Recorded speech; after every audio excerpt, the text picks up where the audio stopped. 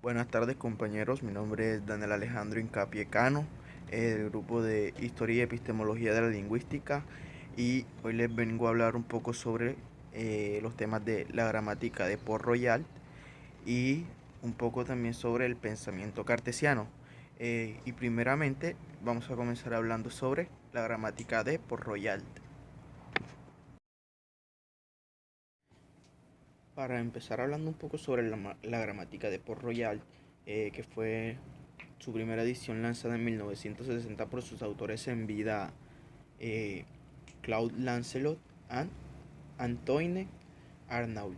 Y además de esta salieron tres ediciones más en el 1664, 1676 y 1679.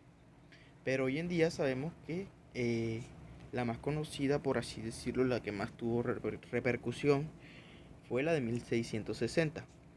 Y nos cuentan que el autor que más problemas resolvía al momento que se presentaban problemas lingüísticos fue Antoine Arnauld, y dice que siempre nos presentaba unas respuestas originales y acertadas a los problemas que se planteaban.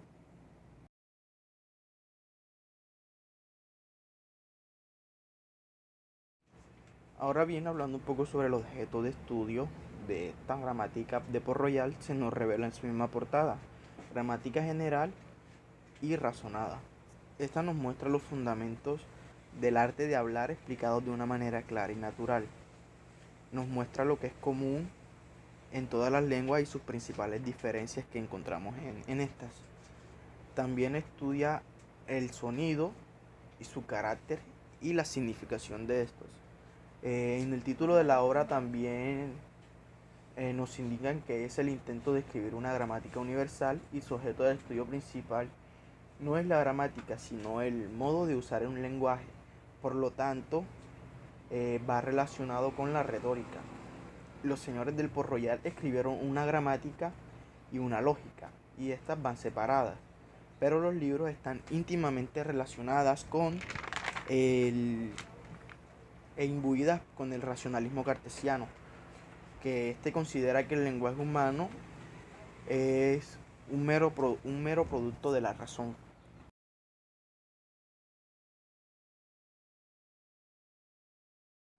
Ahora bien, hablando un poco sobre el pensamiento cartesiano o el método cartesiano, tenemos que su creador eh, quería crear o quería convertir la filosofía en una ciencia exacta, como por ejemplo las matemáticas, para crear una filosofía científica cuyas verdades fueran evidentes, y fueran irrefutables, o que no se pudieran dudar de estas.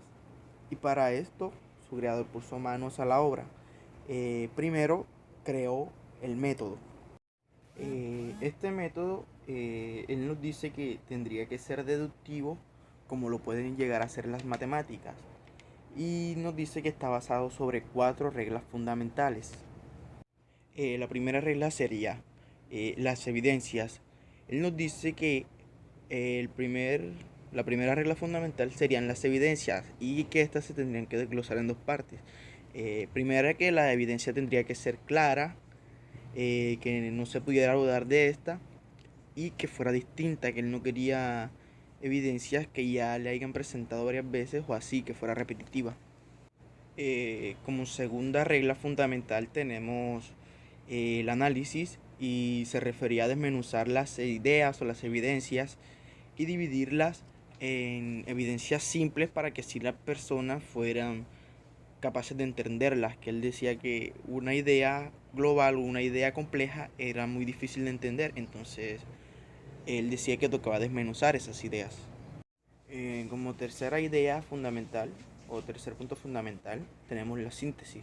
Él nos dice que ya cuando hayamos desglosado, y hayamos definido bien estas ideas, él nos dice que teníamos que volver a sintetizar esas ideas básicas en una idea compleja, pero ya con todos los puntos y todas sus partes definidas y bien explicadas para que las personas la entendieran.